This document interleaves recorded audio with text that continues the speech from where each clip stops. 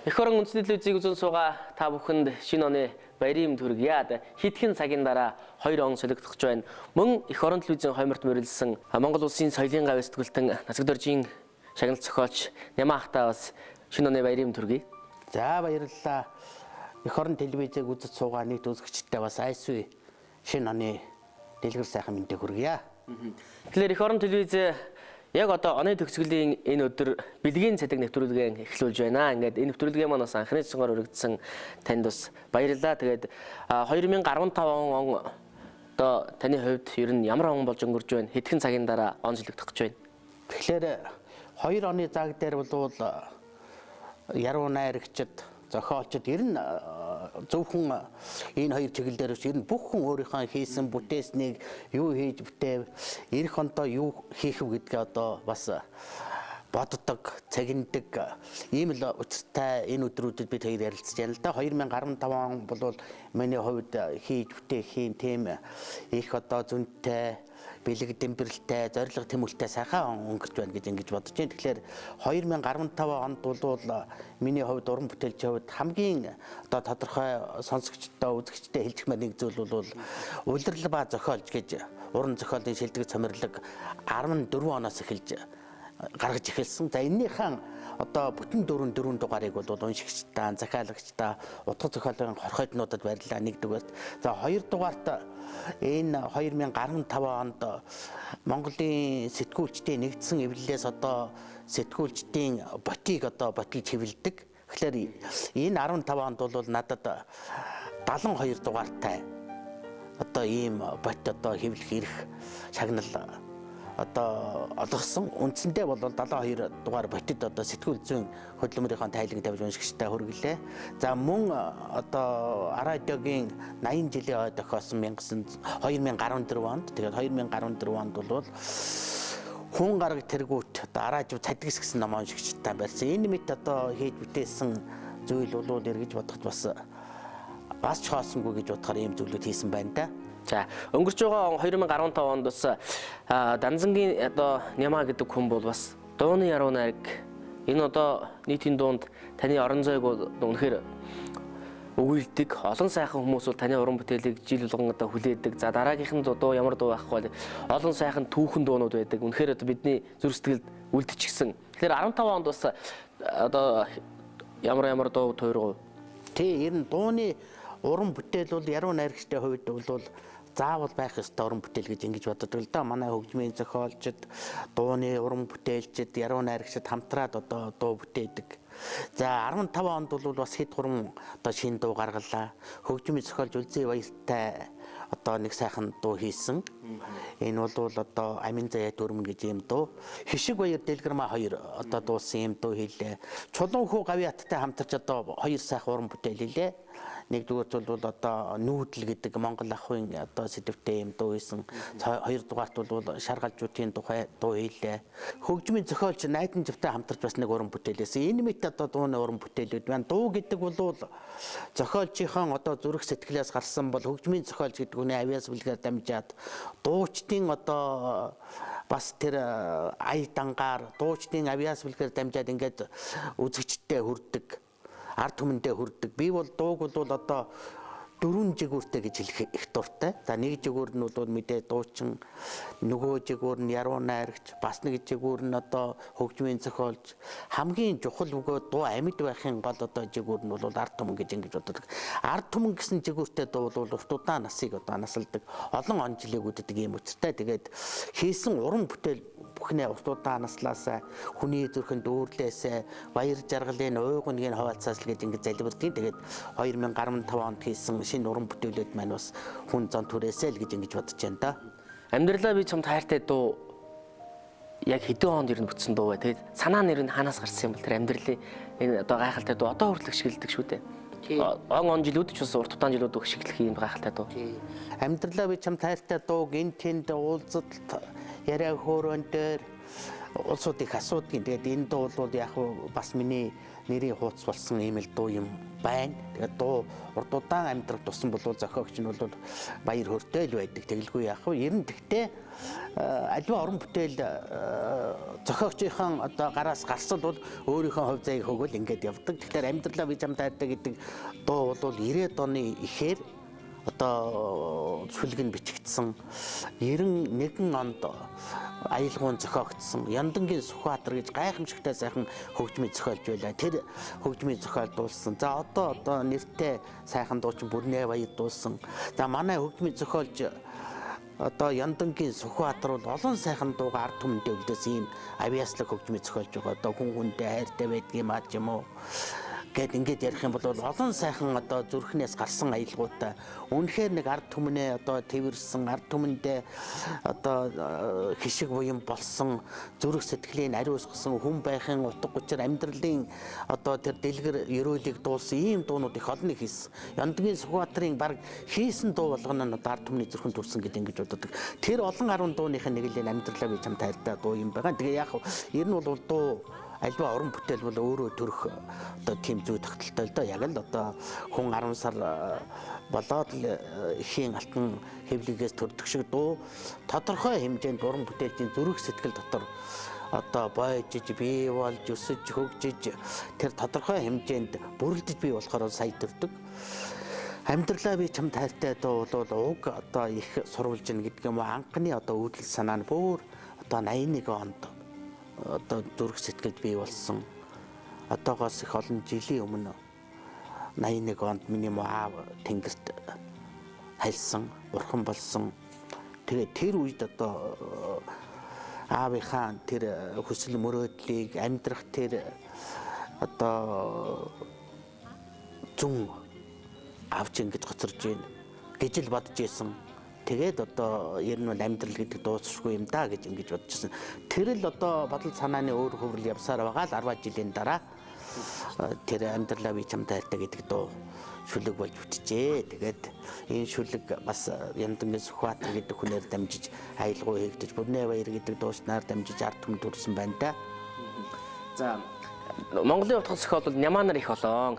Таныг ялгахын тулд бас дан нямаа гэж ер нь алдарсан тийм ээ. Данзан уул бүтэн нэр бол Данзангийн нямаа шүү дээ. Тэгээд дан нямаа гэж алдарсан. Мөн одоо бас Баян хонгор нутгийн хүү.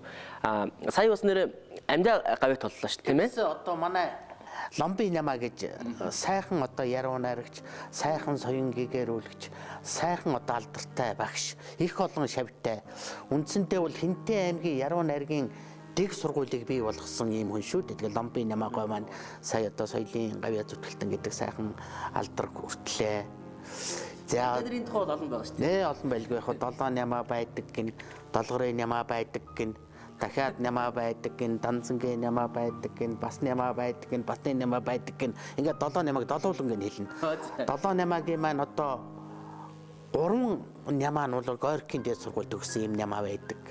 Дөрөв нь бол одоо ямар ч байсан утга зохиолд өөр ингэсэн уран бүтээлийн бүтээсэн юм нямаа нар байдаг. Тэгээ бүгдээрээ л уран зохиолд өөр ингэсэн байр суурьтай хийсэн юмтай бүтээсэн одоо мөртөл ийм л яваал судал да. Тэгээд энэ сайхан баярын өдөр бас шинээр гавьяат болсон амьдаа Ломби нямаагаа бас уран бүтээл их амжилт хүсье. Олон сайхан шилдэг шинэ уран бүтээлээр одоо унших түмнэ дайлаарай гэж ингэж юрээ.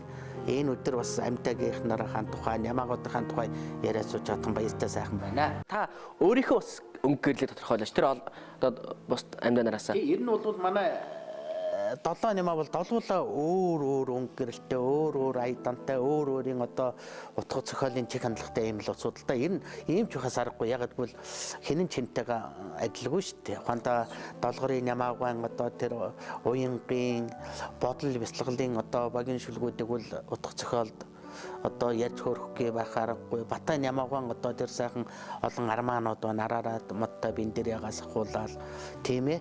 Готвын нямаа гэж Горькийн сургуульд өгсөн сайхан өгүүлэг төөж үчдэг мундаг зохиолж байла. Цэндийн нямаа гэж Хинтийн одоо зүгийн сайхан зохиолж байсан. Олон сайхан өгүүлэгтэй бас Горькийн дээд сургуульд өгсөн. За тэгэл одоо Жамби нямаагаа гээд хөвсгөлд одоо хүүхдийн зохиол бичдэг ийм хүн байна. За саяны Ломби нямаагаа бол одоо үнэхээр өвөрмөц содон сонирхолтой шүлэгтэй ийм улсууд. За миний хувьд бол яг тийм уянгийн чиглэлийн ийм шүлэг бичдэг. Тэгээд манай утга зохиол судлаачид бол хооронд нь их л ялгаж салгаж ярьж хөөрчл байдгийг. Таны хувьд бас уран бүтээл зохиол түүрхээс гадна Монголын одоо үндэсний радиод бол олон жил ажилласан. Радиогийн сэтгүүл зүйн бүтээлүүдийг бас чамгүй одоо олон бүтээл тойргосон юм хүн шүү дээ. Тэгээд анх одоо тэр их айл руу хэдэн онд орж анхны одоо яг одоо ажлын гарааг эхлүүлж ирсэн багш ямар хүн байх вэ? Монголын үндэсний радиод би 1980 оны 7 сарын 15-нд орж ирсэн.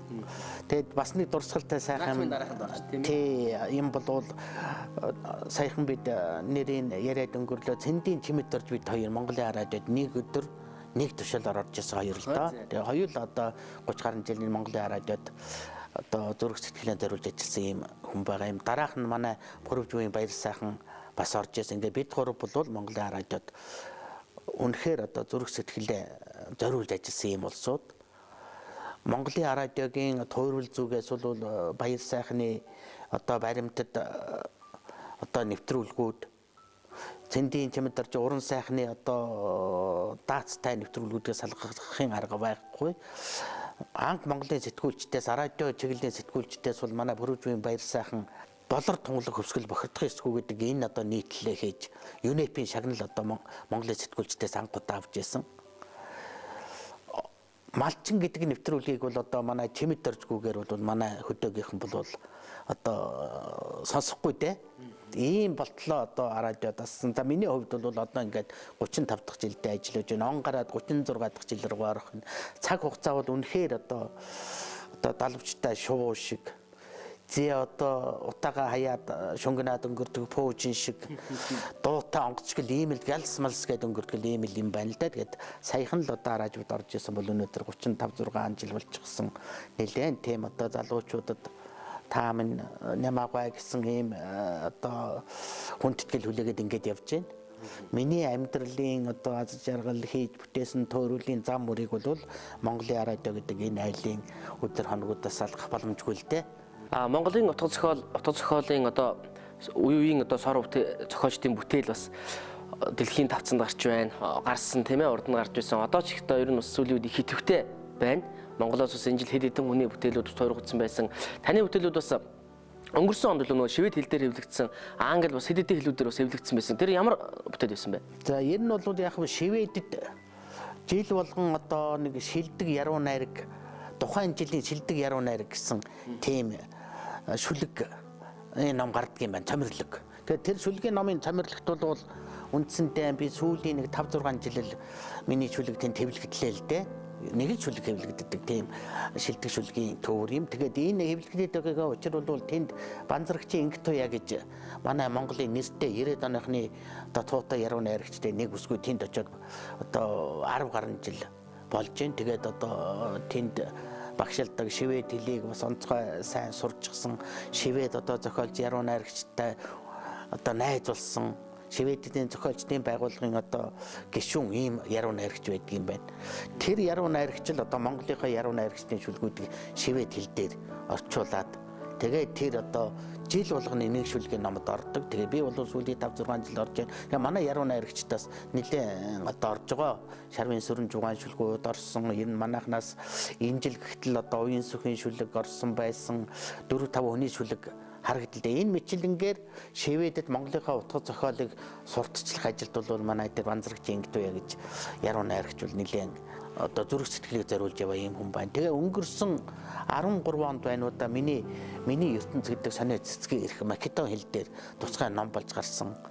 За сая Гятад руу бас нэг 3 4 шүлэг орчуулга гэж Гятад хэл дээр гарахаар энэ Монголын одоо яруу найрагчдаас хэд хэдэн үе явсан тэн дотор бас 4 5 шүлэг маань явж байгаа юм байна. Энэ мэтлэнгээр зөвхөн би биш Монголын утга зохиол одоо дэлхийн одоо утга зохиолтой хансаад мөр зэрэгцээд ингээд явж байна. Энэ миний ширээн дээр байгаа бүтээлүүдийг бас үзэгчид сонирхож байгаа тийм ээ. Энэ улирал ба зохиолч гээд энэ бүтээл дээр байгаа бүтээлүүдийг бас харж байхад их сонин сайхан юм их олон байна ямаха. Тэр нөө нэг энэ дээр хүмүүс чинь харахаар дан одоо утга зохиолын сэтгүүл гэхээр чинь дан одоо яруу найраг шүлэг байна гэж ойлгодог шүү дээ. Гэтэл зохиолчдын бас хоорондоо бие биендээ бичсэн загтал байх юм. Их сони юм бас. Тэр тагийн захидлуудыг цаанаас ирэн олж яваад ингээд хэвлүүлээд байт юм бэ. Тий. Ер нь бол удирдал ба зохиолч гэж ийм сэтгүүл гаргаад одоо 2 дахь жил рүү явж байгаа. Би энд 8 дугаар аваад ирсэн. Танай үзэгчдэд бас уншигчдаа зориулж бас үзүүлээ гэж. Ягаад гэвэл 15 онд юу хийв гэж ингэж ярьж байна.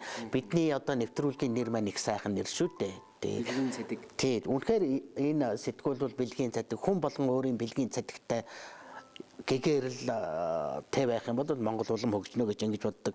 Манай энэ сэтгүүлийн одоо ураа болвол хүмүүний ертөнцөг сэтгэлийн гэгэрэлд өрмөө гэсэн юмраатай. Тэгээд энэ бол одоо утга зохиолын тем нэг одоо сонгодог мэрэгжлийн сэтгүүл гаргая гэж ингэж бодоод одоо ингээд 2 жил гаргачлаа, 8 дугаар гаргачлаа. За 16 оны маань анхны дугаар захиалганд орцсон ингээд явж гин. Тэгээ энд бол одоо тууж, найрглал, өгүүлэг, за дэлхийн сонгодгуудын ярилцлагууд, Нобелийн шагналуудын өгүүлэлгүүд энэ төр ер нь нэлээд тийм мэрэгжлийн сэтгүүл гаргаж байгаа. Тэрнээс гадна чи сая өөрөө асуулаа зохиолчдын бие биендээ бичсэн захидлууд орж байгаа. Ухаантай энд л гихтэл одоо энэ 8 юунд гихтэл 8 хүний захидал орсон. Одоо Нямсүрэнгийн одоо Хүрлбаатар яруу найрагчид бичсэн захидал ч юм уу, Нямсүрийн яруу найрагчийн одоо бичсэн захидалч гэдэг юм уу. За тэгээ Эрдэнэгийн бичсэн захидал. За хамгийн сүүлийн энэ дугаар захидал Ямбуугийн Нямдаржийн өмнө говьд байхдаа Горькийн сургуульд байсан.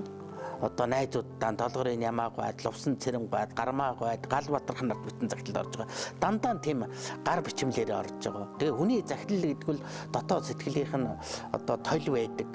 Тэр үеийнх нь одоо сэтгэлийн одоо тийм гаргалгаанууд, томьёо орлууд нь байдаг. Ийм учраас энэ одоо захидлууд их сонирхолтой манай уншигчдад их таалагдж байгаа юм. Ийм 8 одоо сэтгүүл гаргаж чад ингээд явж байна.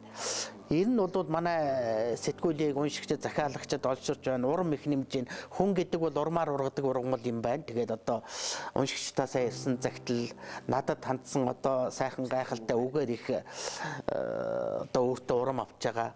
Энэ удирдал ба зохиол сэтгүүлийн маань тухай их сайхан баяртай их сэтгэлд ойр дотн үгийг манай Хөдөлмөрийн Баатар төрийн шагналд ардын орон зохиол Төдөвгай надад зориулж одоо ил захидал бичсэн. Энэ ил захидал бол намайг үнэхээр одоо цаашдаа хийж бүтээхийн урам зориг өгсөн.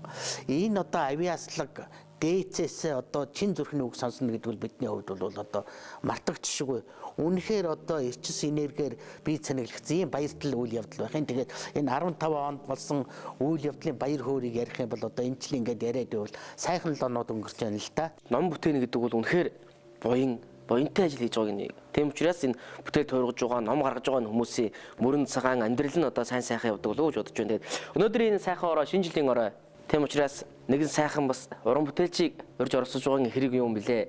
Энэ өргөөнд маань эх орны хойморт морилсан танаас мөн эх орон телевизийг үзэн суугаа нийт монголчуудаа энэ шинэ жилийн баярын ороос сайхан уран бүтээлхэд дэжис өргөн бариач.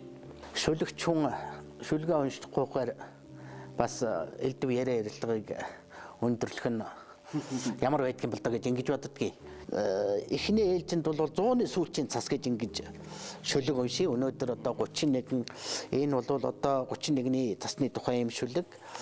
Эх орон телевиз үзэгчдээ нэг энэ шүлгийг уншия. 100-ны сүүлчийн цас. Үүрээр орсон, хээрээр дарсан 12 дугаар сарын 31-ний цас айсуу мянганыг тоссон 100-ны сүүлчийн цас. Ирвэхээ эргэлттэй, дэрвэхээ нисэлттэй мэлми галбам, өлми гулгам, шувууныч мөргүй, чулууныч оргүй, хөдөө талаар галбжээ, хөтөл даваад шаламжээ. Юу ч бичээгүй цааш шиг Ямбуу цагаан цасан дээр чир мөрөөн үлдээж Чингисийн адуу давхилдваа. Онгон өсөн сорлож, одод зоонд нь галалзан сарн тэргэл магнайд нь салхин битэрхээлн эзэнгүү адуу ямар эргэс тэнгэрээс боовол гэж галтай захиур шигэр морьтой давхин ирвэ. Өнгөн ловоз малгайгаан ар шил дээрээ шидс хийжээ. Үзүүрхэн дээлийнхаа нодгыг 4 хуруу нуглас хийжээ. Эдэр 9-ийн хүйтэнд магнайн хөлөр цантсан хөдөр нэгэн адуучин тастай талыг эзэгнэвэ. Айсуу мянганыг тоссон 100-ны сүүлчийн засан дээр 12 дугаар сарны 31-ний засан дээр туурай мөрөөр бичсэн хүмүүн бичгийг уншваас туурах тусгаар Монгол 100-аан тусваа хэмээжээ гэж ийм шүлэг байна. Тэгээ энэ бол нөгөө 2000 оны 12 сарын 31 Маргааш нь 2001 оны 1 сарын 1 100-ны сүүлчийн цас. Тэгээд тэр тухай бичсэн ийм шүлэг байна. За тэгээд энэ 2 оны зааг дээр ингээд сууж байхад өнгөрч одсон он жилүүдийн мөр цадаг айсуу он жилүүдийн одоо их мөнгөн зэрэг өөдөөс тосож байгаа юм шиг ингээд санаж байна. Тэгээд би нэг богинохон шүлэг хэлж энэ ярилцлага одоо үргэлжлүүлье. Айсуу он жилүүдээ гэж ийм жижигхэн шүлэг хэлье. Унтаад л болсон юмсан 50 хүрчихсэн байна. Урт насуу богино насуу мэдэхгүй ухтаад л доссон юмсан он жил явчихсан байна. Уйлж дурсуу дуулж дурсуу мэдэхгүй. Ухтаан гэвч нэг л юмыг мэдэж байна. Өрн далалсаар залуугийн мөрөөдөл минь хэвээр байна. Туурвч бүтээхийн зүнчгэн хүсэл минь тулгын галсыг дотроос минь эсэр байна. Үзгэн авч дэвтрэн дэлгэнэм үг бүрэн цагнан илвэнэм айдаа энэ яруу найраггүйгээр амьдралыг хязаа төсөөлж явсангүй ариусан тунгалах сэтгэлэн дэлгийа айсуу жилүүдэ угтанхан досё шүлгийн мөрөч гэрэлтэй дээрээ хүлгийн тавгай шиг бомбөрдөө дээрээ гэж. За баярлалаа. Таны бас сая уншсан 2 шүлгэн дотор хоёулын дээр нь Монгол эр хүний хиймэр бахархал болсон адууны бас дүрслэл гарч байна тийм ээ. Хүлгийн тухай ярьлаа. Тэгэхээр таны ер нь энэ Монголын зохиолчдын тэр гайхалтай уран дүрслэл донд ер нь Монголын ард түмэн бол адуугүйгээр төслөх ард түмэн төслөхийн аргагүй шүү дээ. Дэлхийн талыг мориорон эзэлсэн юм ард түмэн.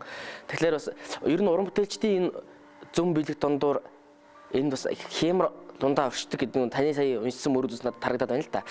Өнөөдрийн энэ баярын сайхан өдөр шинэ жил болж байна. Яг одоо хэдхэн цагийн дараа шинэ он солигдох гэж байна. Таны хувьд бас нэрээ шинэ жилийн одоо анхны шинэ жил ер нь одоо ингээд хүүхдэж ухаан суугаад олон зүйлтэй шинэ нэг хаалга нэгдэг шүү дээ. Хүн ухаан суун гэхээр бас нэг ертөнцийг нээж гэнэ гэж би ойлгодог юм. Тэгэхээр яг та нэг ухаан суугаад ертөнцийг нээсэн үедээ яг хэдэн оны одоо царийн сайхан шинэ жилийн баяр санаанд ордог бол бага насныхаа шинэ жилээс дурсаач. Тий, шинэ жил бол хамгийн гайхалтай баярууд байдаг.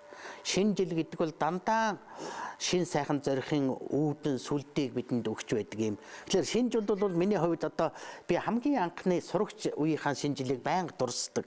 Би бол хөдөө өссөн хүүхэд юм аа. Ээжийнхаа гар дээр, аавынхаа гар дээр хөдөө төрөөл, хөдөө өсөөл тэгэл ерөөсөө адуу мал хург ишиг буруулж явж байгаа л тэгэл анхудаа сургуульд орсон. Ангуудаа сумын төв орж ирэхэд ямар ч олон байшинтай юм, ямар ч олон хүнтэй юм гэж ингэж бодож байсан. Тэгээд 9 сарын 1-нд одоо сургуульд ороод л хичээл сурахын, ном сурахын тэр эрдэм шидэнд бол их автсан. Их сайхан байсан. Гайхалтай одоо мэдрэмж, гайхалтай дурсамж одоо бодогддог. Тэгээд анхны шинэ жил болсон доо. Хөдөөгийн сургуулийн шинэ жил гэдэг чинь одоо дээр үед одоо цаасаар тэгэлгүй яг цаасаар гинж хийн. Цагаан цаасыг одоо маш олон өнгийн будгаар бодаад тэгээ гинчиг ингэж холбогдож наагаад тэгээ одоо шинэ жилийн одоо тэр цаасан одоо гинж чимэн за тэгээ одоо цагаан утсанд ингэж хөвөрдөж оёо тэгээ дунжуулаад ингэ шинэ жил болдог. Тэгээд тэр шинэ жилд орсон. Тэгсэн тэнд манай одоо сургуулийн 2 гайхалтай багш байсан. Дашвазар багш, Няма багш гэж. Хоёул одоо их гайхалтай багш нар. Тэр 2 багш маань одоо алиалагч нар болоод чигтэйхэн том хамар янз бүрийн баг өмсчөөд л одоо дурандаа онц гарсан хүүхэд тэнцүүж байна, муу гарсан хүүхэд тэнцүүрж байна гэдэл тэгээд л одоо тэр олон одоо амьтад анхудаа гарч байгаа. Туулай, баавгай тэгэл олон амьтад тэгээд тэр одоо засан охид харж байгаа. Ер нь ямар гайхамшигтай ичидтэй юм. ертөнц зэгтгчийн чинь чигээрээ ичид юм байна шүү дээ гэж одоо тэр үед хамгийн их гайхаж өвширсэн юм бол тэр Баян аваа сургуулийн минь анхны шинэ жил. Тэр шинэ жил үргэлж одоо шинэ жил болгонд надад бодогддог. Магадгүй хөөхт болго анхныхаа шинэ жилээр энэ ертөнцийн гоо сайхныг энэ ертөнцийн одоо тэр өнгө авээ чимээг эргцүүлэхийн утга учирыг шинэ жилээс олдог байх гэж ингэж боддог юм. Шинэ жил тэр анхны шинэ жил дээр одоо хамгийн анх одоо бэлэг гардаж явсан. Тэр өвлийн өвгөн ааваас гардаж явсан бэлэг одоо болтол надад мартагддаггүй. Миний хамгийн анхны одоо шагнал, миний хамгийн анхны орчлонгоос, өвөөгөөс одоо багш нараас авсан бэлэг. Энэ одоо бэлэг гартсан тэр ая их шиг тэр одоо зүүн тэр баяр хөөр одоо хүртэл намайг бас дагуулж өөдөө явахын зүүнд дуудаж явдгийн болов гэж ингэж боддгийн. Тэгээд энэ ирж байгаа шинэ жил анх үзэж байгаа хүүхдүүд ч гэсэн тийм баяр баясгалыг өгөөсэй л гэж одоо чамтай ярилцахад бодогдож байна да.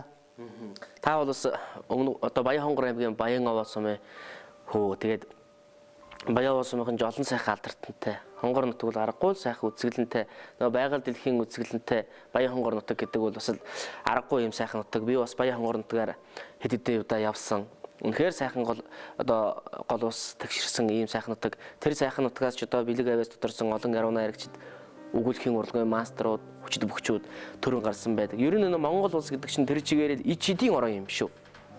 Ер нь нэг тийм нутаг устайгаан Монгол хүний холбоо эхээсээ хүүхэд одоо унахтан хүүгээр тасардаг тийм үү. Гэхдээ хүн бол насан туршдаа тэр цагаан үеийн эхлээд амьдралын тэр нутаг устайгаан хүн холбоотой байдаг юм болов.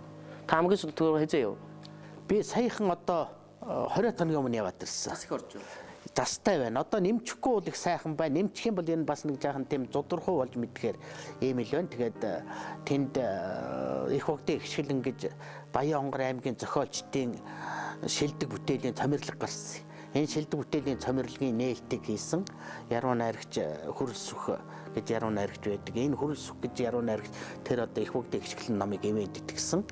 Тэгээ Хөрөлсөх одоо яруу найрагчтайгаа очиж их хогдын ихшгэлэн номынхаа нээлтийг хийгээд 8 сургууль орож уулзалт хийгээд өөрийнхөө одоо төрлөх сургууль Баян-Хоногын сургууль дээр очиж бас нээлт хийгээд их хогдын ихшгэлэн номоос тэднийхээ номын санд одоо бэлэглээд тэгээ тэндээс одоо өөрийнхөө хүй дарсан тоонот голын дээд цагаан хат гэж хаварж байдаг. Тэр хаваржаан дээр очичоод овоогоос сэргээчгээ тэгээд ирсэнтэй. Энэ бол нутагтайгаан үргэлжийн амин одоо холбоотой нутгийн минь сураг бол үнэхээр одоо сайхан сураг чимээ сонсно гэдэг бол хол яваа хүнд бол бас л их сайхан чимээ бас ирчсэн нэрэг байдаг. Тэгээд саяхан яваад ирсэн нутаг минь сайхан байлаа. Энэ жил их сайхан үйл болно гэж би ингэж бодож байна. За тэгээд бас энэ үдшийн орой Нямаахынхаа бас ертөнцөөр аяллаа. Дээрээс нь бас утга зохиолын сайхан дурсамжуудыг хуваалцлаа тийм ээ. Тэгээд шинэ жилийг бас баярын бэлэггүйгээр төсөөлөх аргагүй. Одоо нэг тэгээд бэлэгний уут бол хачин гоё болцсон гэлтагнаад. Таны үед бэлэгний уут ер нь ямар вэ? Гэхдээ ер нь бол бор цаас байсан шүү дээ. Бор цаас нь тэгээд л доторх нь бол их гоё ямттан чимтнээ дүүрэн гаднах нь бол одоо бор цагаан цаас л одоо нааж хийдэг тийм л байсан шүү. Сүүл рүүгээ одоо шинэ жил өөрөө сайхан болдог болсон байна. Хөгжил дэвшил бол үргэлж бидний өөдөнд татчихжээ шүү дээ. Энэ бол бас л хөгжил дэвшлийн бас нэг л баталгаа л да. Тэгээд Нямаахтаа бас эх орон телевизийн хамт олон энэ жил чинь манай эх орон телевиз хөл мэдээллийн салбарын онон шилдэг телевизээр шалгарсан. Тэгээд бас тэгээд бас энэ одоо телевизийн маань уран бүтээлчдийн сэтгэлийн бэлгийг бас Нямаахтаа өргөн барья. Энэ шинэ жилийн оройг бас ирж утга зохиолоор хөгөлж утга зохиолын сайхан ярилцлагуудыг өрнүүлсэн сайхан дурсамжаас аваалсан танд баярлалаа. За баярлалаа. Шилдэг телевиз болсон эх орон телевизийн хамт олонд ISU 16 хөдөлмөр бүтээлийн зорилго тэмүүлэлтэд хүрсэн тийм он болтугай гэж өрөөё. Эх орон Монголын үндэсний телевизийн бэлгийн цадиг нэвтрүүлэг энэ түрээд өндөрлөж байна. Баярын дугаарт оролцсон Монгол улсын соёлын гавь зэтгүүлтэн Насаг доржийн шагналт зохиолч Дан Нямаахтаа бас шинэ оны баярын хүргэе. Ирж байгаа 2016 онд бас танд уран бүтээлийн өндөр амжилтыг хүсье. Үзэгч та бүхэн шинэ оноо сайхан ухтаарай.